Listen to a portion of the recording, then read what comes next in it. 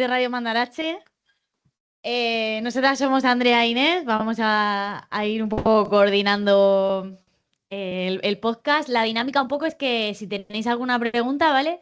Levantáis la mano o levantáis el cartel de pregunta y os acercáis y con el micro le podéis hacer las preguntas que queráis Levantáis el cartel y nosotras os daremos paso. y os presentáis en plan de hola, soy tal. Nada, lo típico, no tengáis vergüenza, todo eso. Nosotras también nos ponemos nerviosas. Y bueno, hoy estamos con Isaac Sánchez, autor de Baños Pleamar, finalista del premio Mandarache, y va a hacer la presentación del autor, nuestro colega y profe Pencho, que además es majísimo. Adelante. Un aplauso.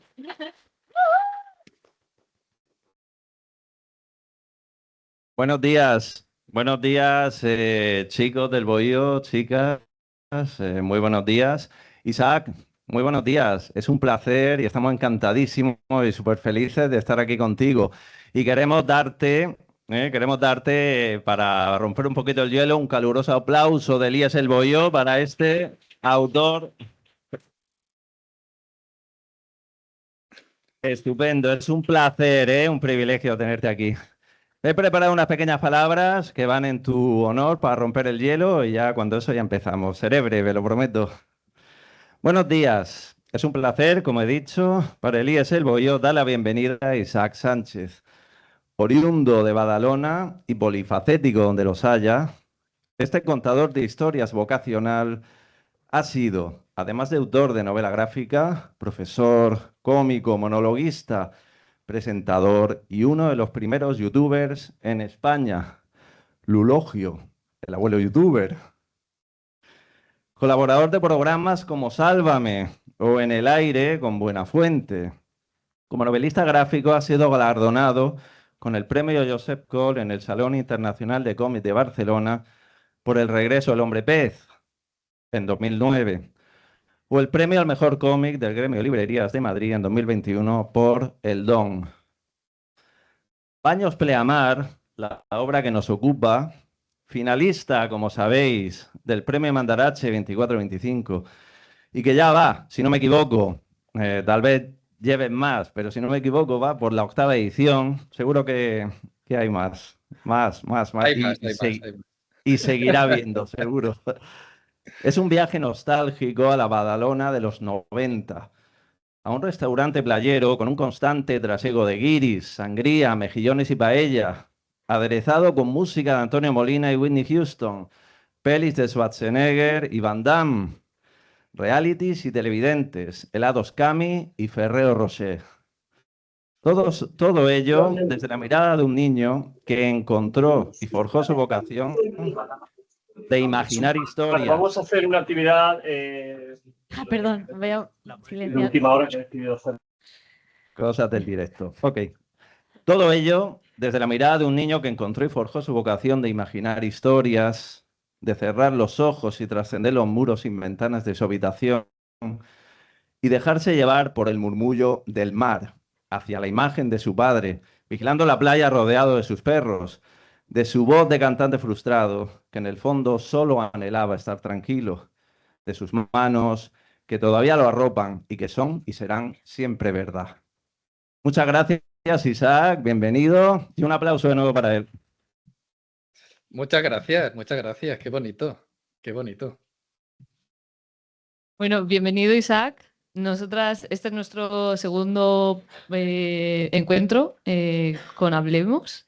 Y la semana pasada éramos dos señoritas tomando el té. Y en esta somos un poco dos abuelas cebolletas. Porque estamos, después de leer el libro, estamos un poco nostalgia millennial, recordando.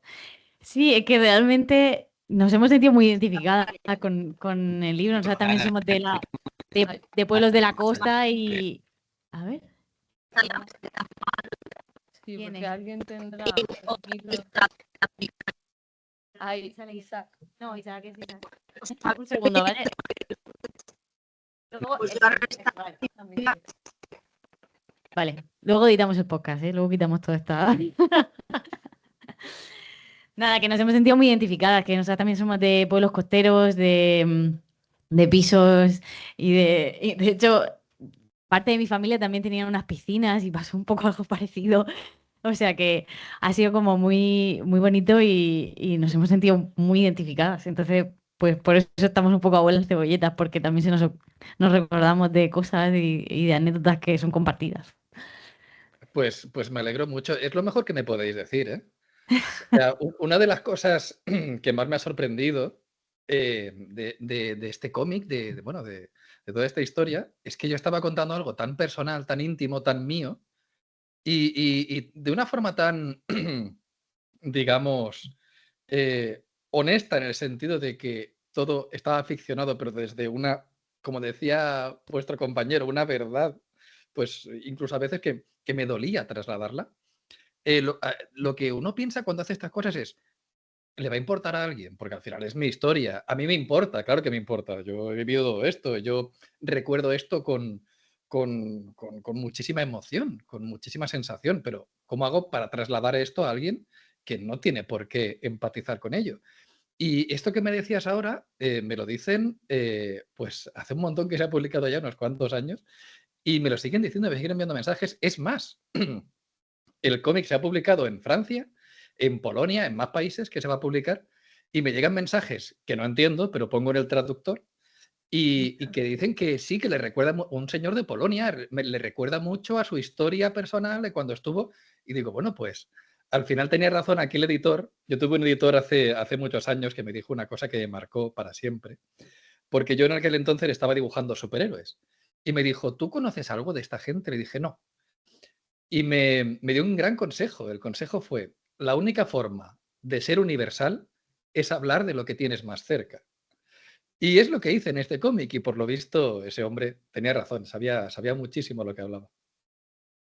Claro, porque no es tu primera novela gráfica y en tus otros trabajos recurres mucho a la ficción, a la fantasía, y esta es autobiográfica. Entonces, ¿cómo fue dar ese paso, ese cambio? ¿Te dio un poquito de vértigo? Como... Como os decía, para mí lo más importante era que eso lo tenía que leer alguien. Es decir, tenía que trasladar toda esa emoción. Lo hice porque tenía que hacerlo, esa es una verdad. Lo hice porque en el momento en que empecé Baños Pleamar, era una historia que siempre quería contar, pero fue cuando mi padre se puso enfermo. Mi padre falleció de ELA durante el proceso de Baños Pleamar, y cuando enfermó, de algún modo necesitaba homenajear esos tiempos tan felices que vivimos en Badalona. Porque es un homenaje a Baños Pleamar, pero es un homenaje evidentemente a mi padre también. Además, compartía con él las páginas. Recuerdo que él las subía, estaba ya pobrecito en el hospital, y las subía a su Facebook. Y les decía, no, papá, el copyright. Esto no se puede hacer. Entonces yo el cómic lo empecé por impulso. Como la mayoría de cosas que he hecho en esta vida, que no recomiendo a nadie hacer, han sido por impulsos, por emociones, por el corazón. Y lo que más me preocupaba era que el lector, como os decía antes, entendiera, sintiera, palpara las sensaciones. Y para ello yo tenía que tirar de todas las herramientas narrativas posibles. Porque el cómic me encanta como herramienta narrativa porque puedes... Uy, ha entrado aquí un Espera, micro. perdón, un Yo aquí. segundo, no se ha colado algo. Eso Ya está, va a va a pasar. pasar, pero ya está, vale. Continúa, perdona. Como os decía, el cómic lo que más me fascina es la forma que tiene de narrar historias, de componer historias. Tiene su propio lenguaje, a base de página, viñeta, texto, composición, color. Todo te está contando algo. De hecho, solo para llegar al estilo de Baños Pleamar ya le di muchísimas vueltas para que la textura de todo tú la vieras y te trasladara la emoción de ese instante. Y entonces le di muchísimas vueltas a que el lector sintiese ese calor de Badalona, de merendero, y al mismo tiempo pudiera viajar conmigo, sentir todo lo que tuve y todo lo que perdí. Y para eso tenía que utilizar constantemente pues algún tipo de herramienta que hiciera que tú como lectora fueras zambulléndote en eso y siendo parte de la historia. Y yo la verdad es que el momento final, en plan, lloré un poquito ¿Sabes? en esa conversación que nunca se hubiera llevado a cabo en la realidad, y en la ficción sí que tiene lugar. Y eso me pareció precioso. Sabes que, claro, me gusta mucho hablar de esto porque normalmente cuando doy una charla la doy con gente que no ha leído el cómic, ¿sabes? Y entonces no quiero dar spoilers. Pero aquí puedo. Y además me paso todo el año escribiendo en silencio, tengo muchas ideas en la cabeza que no cuento, entonces ahora me estáis dando la oportunidad de desahogarme y soltarlo. Adelante, adelante. La parte final del cómic, mi editor me quería matar. Mi editor estaba de los nervios, porque faltaba un mes para entregar el cómic después de 1 año y medio elaborándolo. Y le dije, el final no lo tengo escrito. Las últimas páginas no sé qué va a pasar. Yo tengo, cuando llegue el final, cuando llegue el último mes, voy a viajar a Badalona, voy a ir al restaurante donde pasó todo y ahí voy a escribir cómo termina. Y fue lo que hice. Y fui a Baños Pleamar, que ahora se llama El Estupendo, que de hecho voy a volver dentro de poco, que me llevo bien con ellos. ¿Qué tal se come? Y volví allí, me di un paseo y en cuanto llegué a la zona donde estaba antes la parra y la entrada trasera me pareció ver esa imagen, esa estampa que sale en el cómic. No la vi, pero la sentí. Era como, hacía tanto que no pasaba por ahí que solo recordaba esa forma de existir. Ahora no se parecía en nada, pero yo ya solo estaba viendo cuando esas hojas de parra estaban arremolinadas alrededor de los animales y de mi padre y de todo lo que suponía esa entrada para mí. Entonces tuve una imagen tan potente en la cabeza que claramente me dio la clave de cómo quería terminar el cómic. Y lo escribí en el tren de vuelta. Todo el texto está sin tocar en el tren de vuelta. Es que el Renfe hace mucho, yo también escribo mucho en cercanías. Sí. Vale, pues mira, vamos a dar paso a la primera pregunta de ¿y es Cartagonova? ¿Estáis listos? Ah, perdón. Hola, Cartago Espartaria, sí, he hecho. Alguien ha puesto en un texto, por lo visto va a ir todo de spoilers. Alguien ha puesto un mensaje aquí.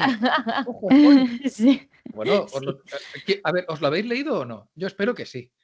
Venga, levantad la mano en el público. A ver. Y Uy, también, uy, uy, también las uy. otras clases, que os estoy viendo, que os veo. Que voy pasando de cámara en cámara, que yo manejo. Pasamos lista. Bueno, son honestos, ¿eh? Los que no lo han leído. Bueno, No aún levantan la aún mano un por si poco les de- haces preguntas. Están en modo uy. Vale. Vamos a hacer otra pregunta, ¿vale? Estar prevenidos y es Cartago Espartaria y es Pedro Peñalver, ¿vale? Para que os vamos a dar paso en el siguiente momento. Sí, y recordar la dinámica de presentaros, decir el instituto y Eso es. la pregunta. Bueno, pues justo yo el otro día estaba viendo un vídeo de alguien que estaba intentando explicar ciertas corrientes artísticas que se generan además sobre todo en Internet y estaba hablando de que los millennials estamos obsesionados con legitimar culturalmente todo lo que nos gustaba con 12 años. Y la verdad que yo tengo una cartera de Pokémon, o sea, Bueno, creo que es... Pokémon hoy día sigue siendo algo muy top. Bueno, sí, realmente sí, realmente sí. Pero claro, de repente me vi súper reflejada. Entonces, yo quería preguntarte, ¿cuánto ocupa la infancia en tu mundo imaginativo? Pues la verdad es que pienso más, yo creo que pienso más de lo que debería en esa época. Pero, de hecho, mira, ahora que hablas de la nostalgia, yo creo que eso es una trampa que yo no quería hacer en Baños Pleamar. Es verdad que quiero dar contexto, por lo que os contaba antes, de que te sientas sumergido, zambullido, nunca mejor dicho, en esta tan marítima, en todo este planteamiento, en todo este lugar tan singular, que de hecho, mira, otro detalle que, que os puedo comentar, que no suelo decir, es, no tiene nada que ver, pero os lo cuento, me viene a la cabeza. Si os fijáis, todo lo que sucede fuera de Baños Pleamar en el cómic, no hay fondo dibujado, no hay ningún edificio, no hay nada. Todo lo que sucede fuera de Baños Pleamar es blanco, porque lo que yo quiero transmitir es que cuando yo era niño, mi mundo era ese y el resto no era nada, Claro. ¿sabes? Entonces, cada vez que hay secuencias, por ejemplo, hay una secuencia muy larga donde nos vamos a un piso, ahí no hay nada dibujado, no hay fondo, porque mi mundo era Baños Pleamar, ese piso era, pues nada, un piso, da igual, nada. Entonces, es un poco esto, me lo ha recordado porque estaba pensando en eso, en la visión de un niño, ¿no? Pienso mucho en eso y yo creo que muchas veces algunas historias tiran de nostalgia fácil. ¿Por qué? Y esto yo lo veo muy evidente. Cuando te traen de repente a, yo qué sé, al actor de Jurassic Park en la nueva de Jurassic Park, no te están diciendo, hey, qué guay ver de nuevo a Sam Neill haciendo aquí de tal. No, te están recordando cuando todo era más fácil. Ya. Tú estás viendo a esa persona, a ese personaje o esa historia y te está retrotrayendo, te da un chute de felicidad pensar en aquella época en la que fuiste a ver Jurassic Park por primera vez y todo era sencillo, todo era fácil. Bueno, todo era como estos chavales que están ahora mismo viéndonos, que ellos no lo saben, pero todo es muy fácil ahora en la vida para ellos. Y, y dentro de unos años recordarán y dirán, ah, sí, es verdad, y harán la misma trampa. Les pondrán de repente, pues, algún elemento, ¿no? Les pondrán ahí a Ibai y dirán, es verdad, cuando era chaval, Ibai, cuando todo era más fácil. Pero yo no quise usar ese recurso de una forma torticera. Yo quería, pues reflejar pues, ese mundo y ese contexto de la forma más natural posible. Claro. También, bueno, es como que justo en este vídeo también es como que somos la generación, ¿no? De que nacimos como con mucha abundancia, con mucho empuje, mucho impulso, tal, y luego de repente hay una cosa como que vivimos instalados ahí porque es nuestro lugar seguro, ¿no? Pero en realidad tenía cosas terribles. O Claro, sea, sí, totalmente. yo soy de los 90. O sea, el daño que hizo la droga en los 90 a toda una Claro. generación, eso era terrible. De hecho, en el cómic lo traduzco en que como niño yo veo vampiros, veo personas que no Eso lo están estábamos bien. comentando antes. Lo estábamos hablando, mi padre se refería así también. Claro, claro, claro. Yo como niño solo veo gente que está eh, no viva, ¿sabes lo que te quiero decir? Claro, Pero para mí era un habitual. Hoy día eso claro. o sea, evidentemente hay problemas de droga, pero lo que fue en los 90 era una cosa escandalosa. Sí, sí. Era Claro, algo con lo que convivías. claro. Y, y claro, uno a veces sí es verdad que recuerda las cosas más, pues eso, más bonitas, pero las terribles también están ahí. Sí. Bueno, vamos a pasar a las Vale. preguntas. ¿Y es Cartago Espartaria? ¿Os podéis desmutear? ¿Lo escucháis, no? Sí. Sí. Vale. Somos Ariel y Andrea y queremos preguntar si las ilustraciones del libro estaban basadas en la realidad. Hombre, pues es muy buena pregunta. Muchas gracias. No he oído bien cómo se llamaba esta muchacha del Cartago Espartaria. Madre mía, me hubiera encantado de chaval estudiar en Cartago Espartaria. O sea, yo sería, Sí, no sí. sé, a día de hoy sería presidente del mundo. Si hubiera estudiado en un instituto con tremendo nombre, con solera. Cartago Espartaria. Em, pues, pues evidentemente están basados. Ojo, mira, os voy a contar una cosa. Evidentemente están basados en la realidad, pero están muy deformados. Porque una cosa que explico en esta historia y con la que inicio la historia es, esto no son hechos reales, todo lo contrario son recuerdos. Y yo creo que los recuerdos deforman la realidad. La misma historia vista por ti o vista por otra persona va a verse diferente. Los recuerdos la distorsionan. Es más, cuanto más tiempo pasa, más los acomodamos para que la historia sea pues lo que queremos que sea. Y esto pasa a nivel personal y lo más terrible y lo que más nos tiene que hacer pensar es que también pasa a niveles más altos. La historia se deforma. No es algo como matemático, ¿no? No es algo que podamos pesar. Y entonces lo que decidí fue abrazar eso. En lugar de pelearme con la realidad y decir, esto no era del todo así, abrazarlo, y decir, no era del todo así, y es bonito que abrace esa mentira piadosa que supone recordar las cosas de una forma un tanto distorsionada, tanto en lo narrativo como en lo visual, muchas veces. Hay personajes que están dibujados como animales, como alimañas. Hay personajes, de hecho, una cosa que hago en el cómic es que todos los personajes malos están dibujados de una forma irreal, para que el lector, cuando vea a alguien que de repente es una alimaña, no tenga duda de que va a ser alguien malo. Es una forma, para mí era como la música en las películas. ¿sabéis? ¿Sabes que la música en la película te anticipa que alguien es malo? Tú ves que alguien aparece y suena chon. Entonces, como ya te he puesto 3 o 4 personajes malos con cara de animal raro, a la que sale el quinto, tú ya escuchas el chon. Es como que te estoy diciendo entre líneas, cuidado con este. ¿Sabéis lo que quiero decir? Sí. Entonces sí, me fijé en la realidad, pero muchas veces tiré de irrealidad. Y una cuestión, mira, os voy a contar una anécdota. Hay reflejo en mi familia, salen muchos hermanos, pero mi hermano David no sale, lo maté. O sea, lo maté narrativamente. Mi hermano David, cuando ve el cómic y ve la portada, si miráis la portada veréis que salgo ahí pues con toda la familia. Pues ahí no está mi hermano David. Y viene mi hermano David y me dice, Isaac, no estoy en la portada. Y digo, no, David, no estás en la portada. ¿Y dentro? ¿Explicas cuándo nos pasó eso y eso? Digo, no, David, no, eso no lo cuento. ¿Y cuentas cuándo nos vino? No. Digo, David, tienes un cameo de fondo, David. Y dice, ¿pero por qué, Isaac? Si yo estaba ahí, si pasaron un montón de cosas. Y lo que le dije es que para la historia, un poco lo que os decía antes, una cosa es la realidad, ¿no? Entroncando con esto de he dibujado la realidad, pero he sacrificado también cosas de la realidad para que la historia fluyera mejor. Y un personaje más en la historia me entorpecía la narración.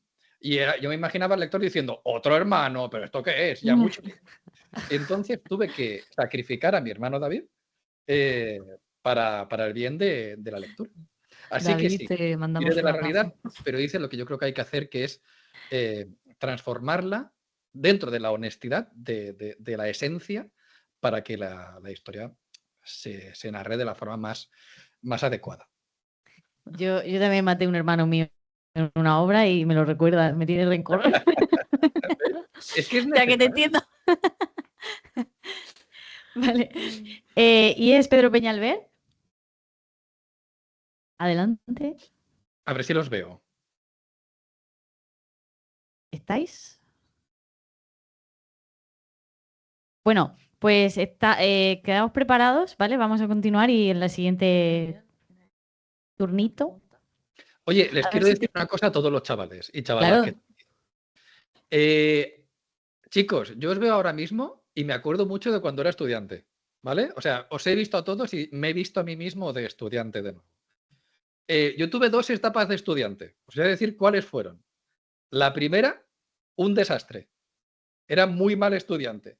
La segunda fue cuando descubrí que ser mal estudiante no me llevaba a nada y tuve que ponerme a estudiar en serio. Así que no paséis por la segunda fase, no es necesario, ¿vale? Intentando hacer como yo y de primeras poner las cosas fáciles. Yo me las puse muy difíciles. Yo fui un estudiante terrible, luego me enfrenté a un mundo laboral para el que no estaba preparado y tuve que volver atrás y entonces sí fui el mejor estudiante y bueno, me saqué unas notazas en Bellas Artes que alucinas. Pero yo os recomiendo el camino fácil, que es hacerlo bien ya de entrada. Vale, tenemos la pregunta de Elías Pedro Peñalver en el chat. Y también recordar que si alguien quiere hacer una pregunta, podéis levantar la mano y que aquí también hacéis preguntas. La pregunta es de Miriam y dice, ¿cómo fue el proceso para desarrollar esta obra Baños Pleamar? ¿Te resultó difícil pensar en la trama? ¿Las ilustraciones han superado tus expectativas? Bueno, ahí son 2 preguntas, ¿no? La trama y las ilustraciones, aunque van Sí. unidas, fíjate que van unidas, ¿eh? Porque en el cómic, yo creo que la ilustración no pretende la filigrana, no pretende el pasmo, sino que en el cómic la ilustración va en servicio de la historia.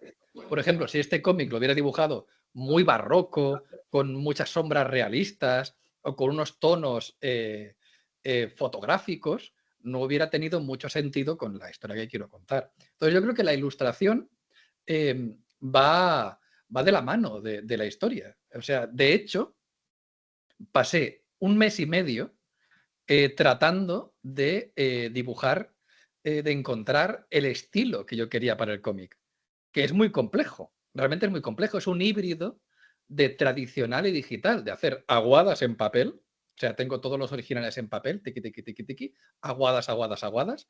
Y luego en digital le ponía tonos de color y le ponía una capa de corrección de cosas y luego hacía la línea aparte para ponerla en una capa por encima. Me pegué un lío, pero encontré al final una textura. Es que la textura es tan importante, el papel, que lo veas y digas, ay, sí, es que te dé esa sensación. Muchas veces no sé lo que quiero, pero sé lo que no quiero. Entonces, yo veía las páginas y decía, no.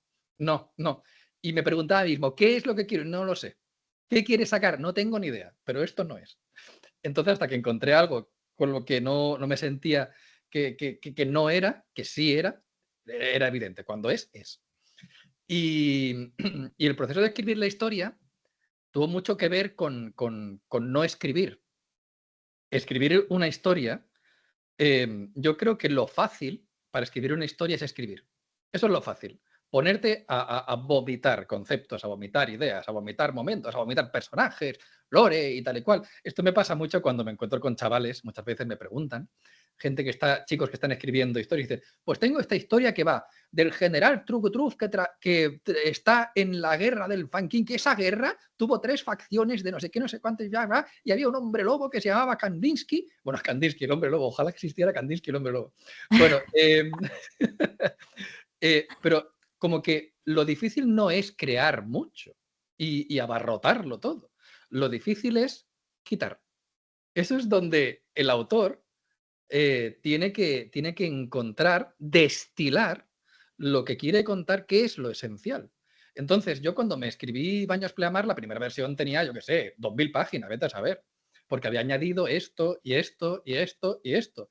Y tuve que ir eliminando. Hay pasajes en Baños Pleamar que pueden parecer, en ocasiones, pueden parecer como que, ¿por qué están ahí? Pero todo lo que está ahí está por un motivo. Tiene que llevarte a algún lado, tiene que arreglar algo o sembrar algo. No puede ser que esté separado, ¿no? Como aislado ahí, su propia isla de mini historia dentro de la historia. Entonces, la de anécdotas, la de momentos, la de conversaciones que escribí y que tuve que hacer tripas corazón y quitar, fueron muchísimas. Pero al final es ese el oficio de escribir historias. No es solo sacarlas, además en mi caso era rebuscarlas, tuve que también documentarme con familia, con tal, sino ser capaz de ser cruel contigo mismo y de repente pues quedarte solo con lo que hace falta para que eso tenga empaque, tenga solidez. Vale. Bueno, vamos a pasar con... Porque aquí no estáis preguntando, pero ahora os vamos a preguntar nosotras. Como hemos llegado a la mitad, más o menos a la mitad del podcast, y tenemos a mucha gente aquí, hemos planteado una dinámica con el público que tiene que ver con un pasaje de Baños Pleamar. Muy bien. Y es que a nosotras nos pasaba algo que le pasa al niño, que es que cuando ibas a ver una cinta de vídeo nunca contenía lo que decía que contenía. Entonces hemos escondido unas cintas Debajo de algunos podéis mirar asientos debajo de los asientos. hay algunos asientos que tienen cinta de vídeo, ¿vale? ¿En serio? ¡Qué gracia! Sí, sacarlas. Somos muy finas pegando las cosas, como podéis observar. Uy, Acércate. se me ha parado la cámara del público, se me para de vez en cuando, así que no estoy viendo lo que tienen, pero bueno. ¿Lo ves y tal? Os veo a vosotras, pero la cámara, cuando pongo la cámara del público, se me cala un poco, se me queda parada. Ah, Al resto sí que os veo muy bien, a todos los institutos. vale. Que os veo, Antonio, vale. Os veo a todos, Se lo decimos ahora a nuestro... Ahí está.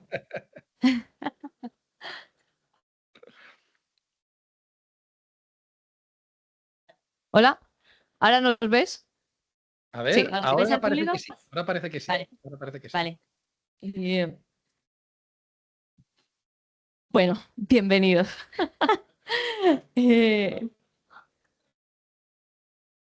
Radio Mandarache participa. La idea era que yo me iba a acercar y preguntaros. Pero, ven, A ver, los que tienen cinta. Ese entusiasmo ahí. Muy bien. Le ha encantado que le haya tocado la cinta. Bueno, Bueno, pues abre la cinta. Porque le ha tocado la cinta del barrio Sésamo. Y dentro de la cinta tenemos una pregunta para ti. anda, qué curioso. Sí. Vale.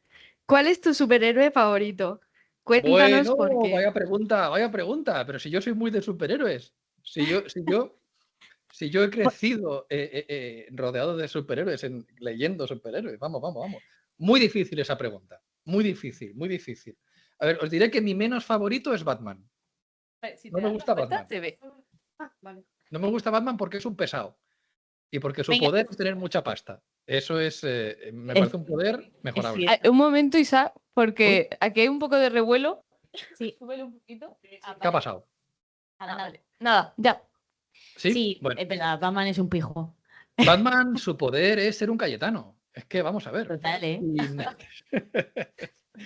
Y yo qué sé, supongo que Spider-Man, me gusta mucho Spider-Man de niño, coleccionaba muchísimo Spider-Man y quizá diría que sí, diría que Spider-Man es mi superhéroe favorito.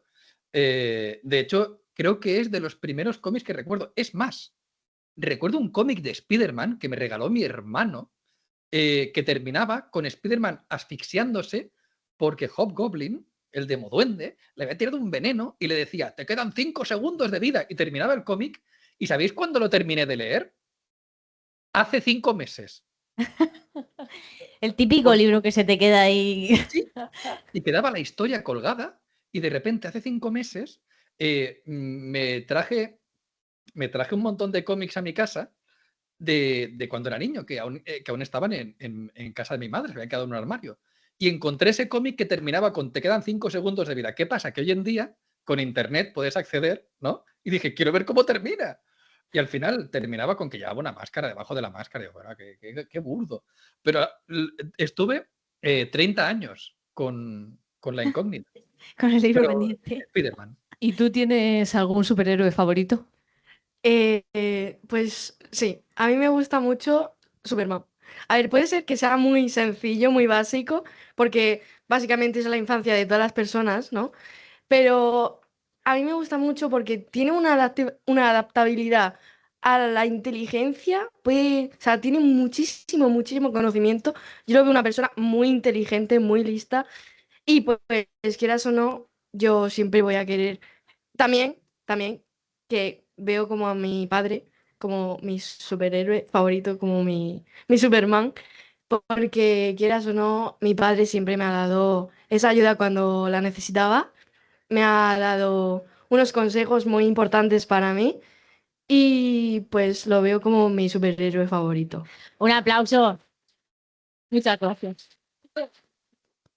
Pues tiene toda la razón, tiene toda la razón. Superman es muy guay. Superman es un personajazo, porque es un personaje que habla del ejemplo. Superman es un personaje que habla del ejemplo, que habla de... Además es muy difícil de escribir, porque normalmente cuando uno escribe historias es de cómo un personaje cambia a través de la historia. Pero cuando escribes Superman, una buena historia de Superman es como Superman cambia al mundo, no como el mundo cambia al protagonista. Y es muy bueno. Os recomiendo un cómic que se llama All Star Superman, de Frank Whitley y de Grant Morrison, que es chulísimo. Si a esa chica le gusta Superman, que se lea ese cómic, que es muy bueno. Genial. Apúntalo. Genial, apuntado. Muchas gracias. ¿Alguien más que le haya tocado una cinta? Sabemos cuántas cintas hemos puesto, así que sabemos que hay más gente. Venga, No os sentáis amenazados, nadie está obligado a salir. Bueno, voy a aprovechar para ir saludando a los que veo por aquí, ¿eh? Cartago, Espartaria ya los han saludado. Isaac Peral, míralos por ahí. San Vicente de Paul. Diver Jiménez de la Espada. Mira, San Isidro, que están ahí todo el rato de cachondeo. Los Molinos. Mira los San Molinos. Isidro Mira los están a Molinos. tope. San Isidro estaban ahí los primeros motivadísimos. Y tienen dos Buenas. manos levantadas. Ahora, Hola. Tenían muchas ganas de salir. Te lo hemos notado. Mira, date la Joder. vuelta y así nos ve. Abre la cinta. ¿Cuál te ha tocado? ¿Y Eh, qué hay dentro? Eh, el verano pasado cuenta una historia, una anécdota. Del verano Pues, pasado. sí. O sea, este verano, claro, el verano pasado. ¿Qué hice yo el verano pasado? Es que yo los veranos los suelo pasar trabajando, ¿sabéis? De hecho, los veranos los suelo pasar sin viajar, porque viajo tanto durante el año, entre presentaciones, firmas, compromisos, que cuando llega el verano, lo que quiero es quedarme en casa. De hecho, ahora vivo en Granada, me han pasado varias cosas ahora que lo pienso. Perfecto. En Granada pasa una cosa, y es que llega el verano y todo el mundo se va. Y yo no lo sabía. Entonces yo de repente salí un día a tomar algo y veo todo vacío y digo, ¿y la gente? Me dicen, en la playa. Digo, ¿cómo que en la playa? Dice, sí, sí, en la playa. Y durante finales de julio, agosto, ir por Granada es como estás solo en la ciudad. Entonces, me pasó una cosa muy bonita y es que volviendo para casa, en esa soledad, en esa nada, justo antes de entrar en casa, escucho miau. Miau, miau, miau, miau. Y digo, bueno, uno de los gatos del vecindario, yo estaba justo antes de uno de los gatos del vecindario, que a veces hay 3 o 4 gatos que son típicos de la zona, que están por ahí por los jardines, es una zona muy ajardinada. Pero veo una gatita, yo ahora sé que es una gatita, y la veo con una cara de no ser su hábitat. Y me vienen los pies, la acaricio y noté que estaba raquítica, que estaba muy delgada. Entonces, no me lo pensé 2 veces, la subí para casa y le empecé a dar de comer. Tenía un hambre. Y noté que era un gato que, por desgracia, pasa mucho en verano, que se abandonan animales. No hagáis esas cosas. Y no tenía chip, no tenía nada, la llevé al veterinario. Bueno, de hecho, esa noche le di de comer y me levanto por la mañana y había parido. ¡Ah! O sea, pasé de no tener ese ser precioso en casa a que diera a luz la misma noche que la acojo, que a priori era para un ratito, y buscarle una casa. Al final se quedó todo el verano conmigo. Los cachorritos, por desgracia, no pudieron sobrevivir porque ella no tenía suficientes Claro. nutrientes, estaba anémica, pero es la cosa más bonita, una de las cosas más bonitas que me han pasado en mi vida, porque la veis ahora y está con un pelaje espléndida, tal y cual. Oh, por favor. Y, y la llamé Ororo, que es, hablando de cómics, es Tormenta de los X-Men, porque es como muy gris, como parece una nube en general. Y eso es quizás de las cosas más bonitas que me han pasado en verano. O sea que el siguiente libro va a ser Ororo, la gatica raquítica que engordó Pobrecita. conmigo. Sí, sí. ¿Tú quieres compartirnos alguna anécdota de este verano? Ahora mismo no se me viene ninguna. Pues nada, muchas gracias. Un aplauso. Bien, bien. Está bien. Vente para acá, Muñoz. Vale, tenemos al IES San Isidoro deseosos de entrar. Adelante. Bueno. Pero me tengo que acercar. No. Está bien. Mira, encima tienen ahí tu libro ahí bien puesto, están ahí. Sí, ya lo veo. ¿Se escucha? Sí. Vale, soy Bárbara y la pregunta es sobre el final del libro, que si consideras que haber vendido los baños fue como una decisión correcta o crees que se podría haber como llevado de otra manera o algo. Bueno, realmente los baños se vendieron mal. Se malvendieron. Y es una cosa que yo dejo caer en la historia, que se malvendieron, que fue trágico que se vendieran. Bueno, que se llegase a un acuerdo con el personaje que hace de inversor, que en realidad era un señor que a día de hoy está en la cárcel, por cierto, debo decir, eso no lo cuento en la historia. Pero otro tejemaneje tenía por ahí y acabó en la cárcel. De hecho, los baños Pleamar, que ahora se llaman L'Estupendo, salieron ¿cómo se llama? A subasta. porque ya no eran de nadie. O sea, eso, claro, han pasado muchos años. Y yo creo que fue mala idea que se metieran. Por cierto, una cuestión que quiero contar de la persona que compró los baños en el cómic, lo dibujó como Kingpin, como el villano de Spider-Man, precisamente. Y hay una cosa narrativa que hago con él, que es que la chaqueta, la camisa, le cambia, si os fijáis, en cada viñeta cambia de dibujo. Nunca tiene 2 viñetas con el mismo dibujo en la camisa. Si lo miráis, veréis que la camisa va cambiando en cada viñeta. Es pam, pam, pam. Es verdad. ¿Por qué? Porque lo que quiero dar a entender es la expresión de cambiarse de camisa, no ser de fiar.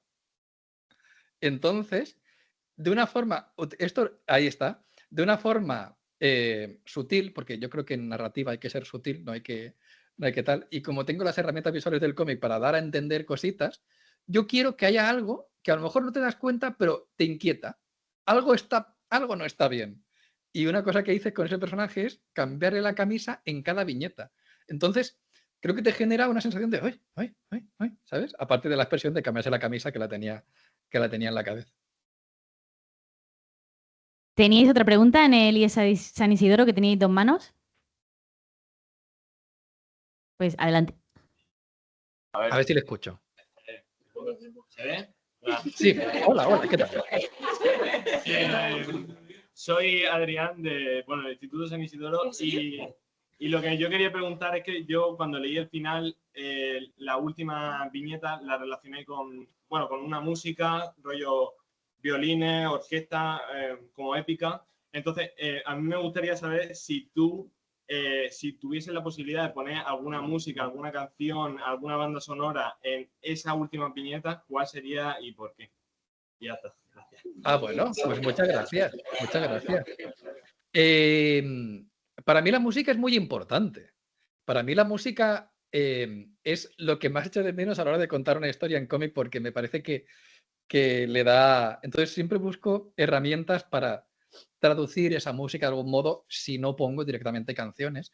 De hecho, en la edición francesa de Baños Pleamar, la edición franco-belga, de Francia y Bélgica, han hecho una cosa que es que al final del cómic han puesto un glosario primero de expresiones españolas que no entienden por ahí, en plan, what is chopitos, ¿no? En plan, ¿qué es quesé? ¿Qué es quesé? Y ponen ahí un glosario de todas las cosas españolas que no se entenderían.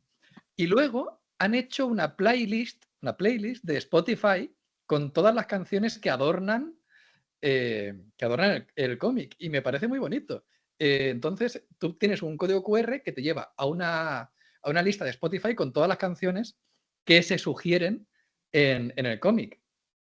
Yo es que no puedo pensar en otra canción. O sea, la última viñeta al final es un abrazo simbólico con mi padre y tal. Yo solo pienso en La mentira piadosa, que es la canción que es un poco el lema de esta historia. Además que es muy bonita como suena. Es muy bonito. Y además a mí me retrotrae mucho a esos momentos. Entonces, sí, para mí suena eso. Pero para cada uno puede sonar una cosa distinta. Al final, uno cuando está leyendo un cómic, leyendo una historia, parte de la gracia es que al ser tu partícipe, pues añades y quitas cositas y es parte del proceso, es como debe ser. Tenemos una pregunta en aquí, vivo, aquí. En vivo. Adelante. Buenas, Isaac. Me llamo Nico, soy de aquí del Bohío. Y bueno, me he fijado durante el podcast que tenías un tatuaje en el antebrazo, entonces he ido preguntando a un par de profesores porque me ha hecho bastante gracia y quería saber un poco qué es, qué significa. Pues primero te voy a decir que está mal escrito y es una cosa que llevaré toda la vida, ¿vale? O sea, está mal escrito porque el párrafo no está lo bastante separado y se lee junto y no debería leerse junto. Entonces, cada vez que lo lee alguien, me lo lee junto y debería leerse separado. La tatuadora me dio un diseño y dije que sí, es culpa mía también. Yo le propuse la frase, pero el diseño que me dio ella, yo dije, sí, perfecto, pero luego puesto aquí como que se junta demasiado, tenía que ver, en fin, cosas que pasan. Pero lo que tengo aquí tatuado es una cita de Celaya, de Gabriel Celaya, que es un poeta social, que le llamaban, que me encanta. Y tiene una poesía que para mí es un lema de vida. Tiene una poesía que se llama La poesía es un alma cargada de futuro, que para mí es un lema vital, es un lema de artista. Si alguno de aquí quiere ser artista, le voy a decir lo que tiene que hacer. ¿Vale? Si alguno de aquí quiere ser artista, quiere dedicarse a contar historias no tienes por qué escribirlas. Puedes ser músico o puedes ser bailarín. Cuando uno baila está contando una historia también, usando otras herramientas. Sé honesto, mánchate. De hecho, lo que pone aquí es maldigo la poesía de quien no toma partido hasta mancharse. Aquel que escribe, pinta, crea de una forma, artificiosa, visual, vacía, que no pones parte de ti, que no hay algo que digas, esto es lo que soy yo, o esta es la forma en la que vea el mundo. A otro le parecerá bien, a otro le parecerá mal, a otro le gustará, a otro no le interesará. Pero es tuyo, eres tú. No eres un producto creado a través de lo que debería funcionar. No es el engranaje que debemos tomar. Entonces, hay una parte de ese poema que dice, porque vivimos a golpes, porque apenas si nos dejan decir que somos quien somos, nuestros cantares no pueden ser sin pecado un adorno. Es decir, adorno en el arte, eso es pues algo que es ni fu ni fa. Tenemos que comprometernos con lo que hacemos. Y por eso tengo ese tatuaje. No es que me vaya a olvidar, pero me gusta tenerlo aquí como lema, porque lo llevo en la sangre un poco. Bueno, muchísimas gracias. Muchas gracias. Un aplauso.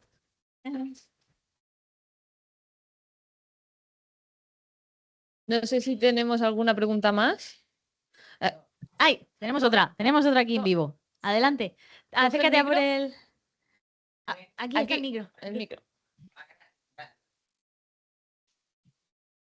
A ver. Hola.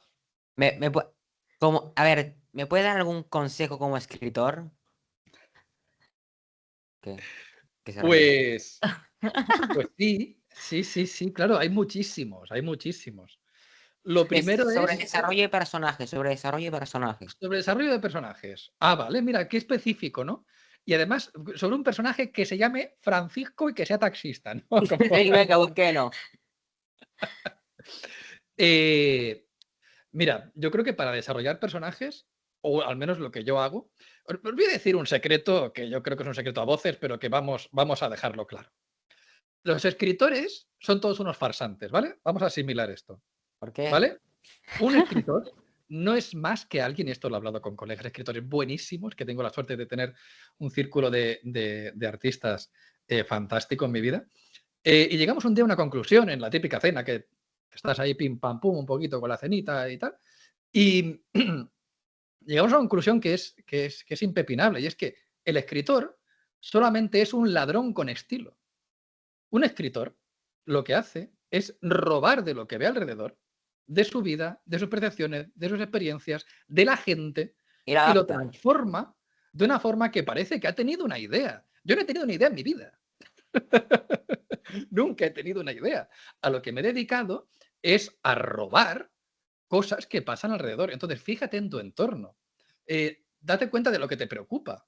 Date cuenta de lo que te parece sustancial en la vida. Y cuando tengas un vecino que es muy tonto o que es muy listo, aprovéchate de él y róbalo y conviértelo en un personaje. Y eso hará que el personaje tenga pues una solidez que no tendría partiendo de cero, ¿no? Lo que os decía, un escritor al final se dedica a robar, pero con estilo. Haced eso. Gracias. Bueno, eso lo decía Picasso también. Picasso decía, roba el como un artista artista. mediocre copia, el bueno roba. Luego dice que Banksy tachó, en esa frase tachó el nombre de Picasso y puso Banksy. Tenemos una pregunta en el chat que dice de Alba H. Santana, que dice, ¿dónde crees que hay más diferencia de emociones al leer tu libro? ¿En base a la edad, a la diferencia de vivir entre playa o montaña, entre familias numerosas o pequeñas o clase socioeconómica? Pues yo creo fíjate, me ha pasado una cosa con esta historia, que es muy difícil que suceda, además en un medio, que debo decir, que es un medio que se suele tratar como el hermano chico de la literatura, con lo cual me enfado mucho, porque el cómic, o como lo llaman algunos, la novela gráfica. La novela gráfica es llamarlo de una forma que suene mucho más rimbombante para que no te digan que estás leyendo cosas de niños, ¿sabes? En plan, yo me estoy leyendo una novela gráfica, oiga.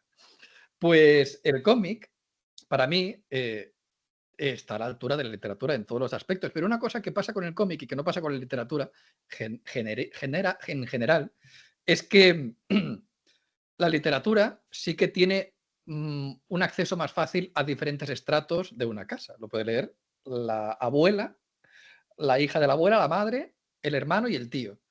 Y el cómic es mucho más difícil que rompa con esa dinámica, suele ser más de círculos cerrados. Pero Baños Pleamar me ha pasado una cosa y es que a la que entra en una casa se lo leen diferentes estratos, ¿no? Se lo lee mi abuela, se lo lee mi tío y se lo lee tal. Y eso para mí es una cosa sencillamente maravillosa, ¿no? Que sea un cómic que pueda leer cualquiera. Y habrá quien encuentre un paralelismo por la época, pero yo creo que es algo que está detrás de eso. Yo creo que los paralelismos o las emociones que puedas sentir leyendo este cómic tienen más que ver con emociones que yo creo que cualquiera siente, aunque seáis tan jóvenes como vosotros. Digo yo que tenéis emociones, digo yo, no sé, espero que sí, espero que tengáis emociones. Pues yo creo que de algún modo vais a empatizar con ello porque cuando algo toca el corazón y no responde a un círculo social. Nos quedan 4 minutos ya para terminar. La verdad es que se ha pasado volado. No hemos hecho ni un 10% de las preguntas. Perdón, es que como os decía, me paso mucho tiempo callado. No, que va, sí, está genial. Es más, hay gente por aquí también que quiere preguntar y tenemos varias manos levantadas. Vale, vamos a hacer la última pregunta. La última pregunta. ¿Hay alguien aquí que quería? Vale. A mí no me... Si a vosotros no os importa, a mí no me importa hacer un par más, ¿eh? Es que no sé si tienen que volver a clase. Tienen clase. No tienen que volver a clase. No tienen que volver a clase. Sí, Por mí tienen, hacer un sí par tienen. más no me importa. No pasa nada. Vamos a... ¡Revolución!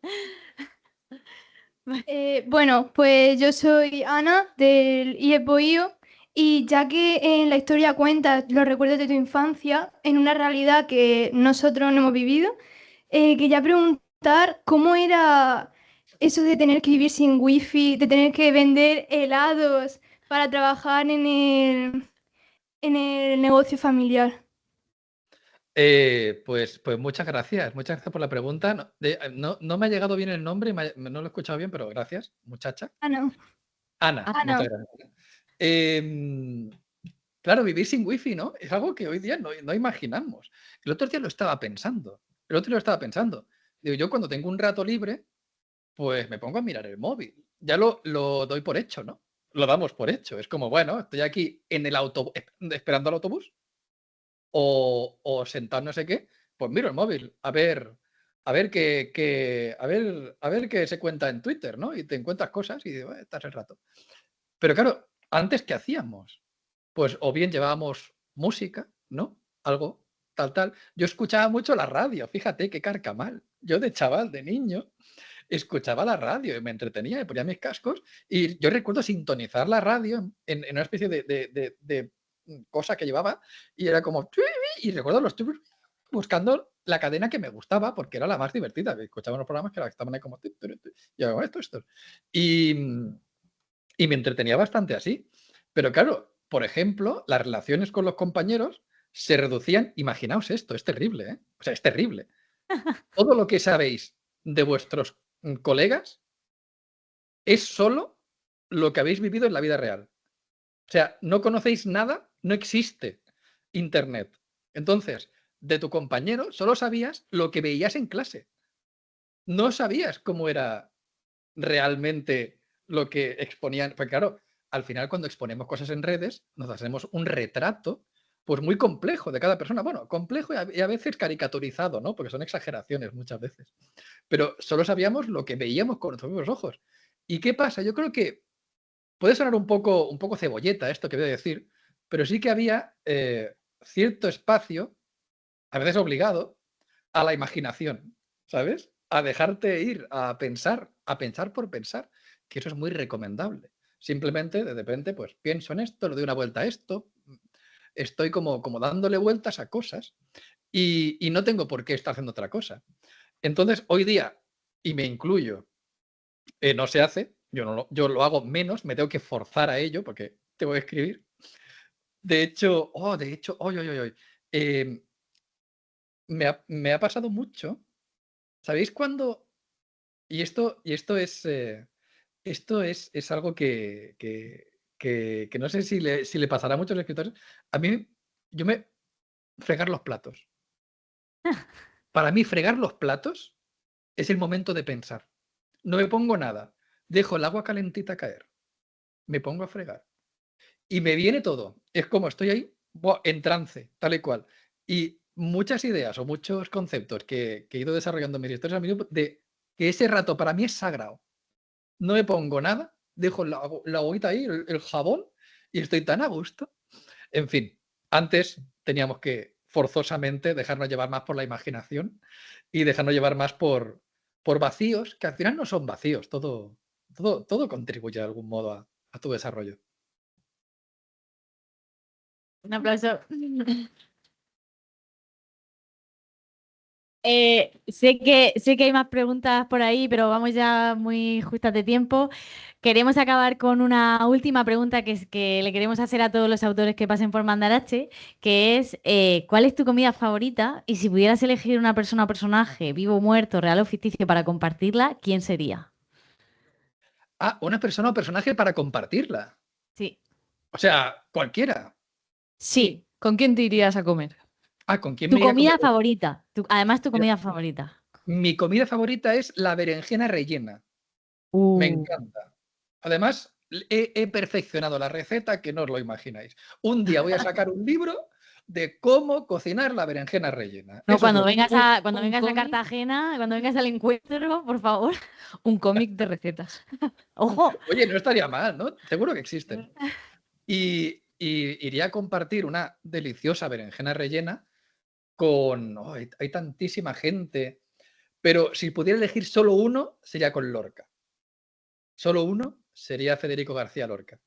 Además, ahora que vivo en Granada y tengo como esa cercanía, digamos, más física con lo que fue, para mí es el artista más genial, hablo internacional, que ha existido jamás. Yo creo que es imposible que nadie vaya a ver una obra de Lorca y no se deshaga, y no se haga uno con la butaca, y no se emocione con cada frase. Con Lorca es con el único autor que me pasa que cada frase que escucho me da pena que ya se haya pronunciado, porque no puedo pasar a la siguiente, quiero saborear cada una. Entonces me iría con Lorca, pero de cabeza.